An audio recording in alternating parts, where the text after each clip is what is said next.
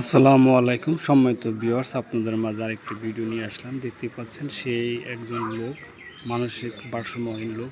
আগে হয়তো সে ভালো ছিল, আমাদের এখানে বাজারে এসে বসে সে একটা হার্ডবোর্ডের মতো ফিরার মধ্যে কি সুন্দর করে লিখতেছে। হয়তো তার জ্ঞান অথবা অন্যরকম একটা জ্ঞান ছিল, মানসিক ভারসাম্য হারিয়ে ফেলেছে, জানি না তার বাসা কোথায়। তো হাতের লেখাগুলো দেখতেই পাচ্ছেন কি মনোমুগ্ধকর হাতের লেখা। সে একজন প্রতিবন্ধীর মতো, ভারসাম্য প্রতিবন্ধীর মতো দেখা যাচ্ছে, কিন্তু হাতের লেখাগুলো দেখেন, এই যে আল্লাহর দুয়ার অথবা কালাম লিখতেছে।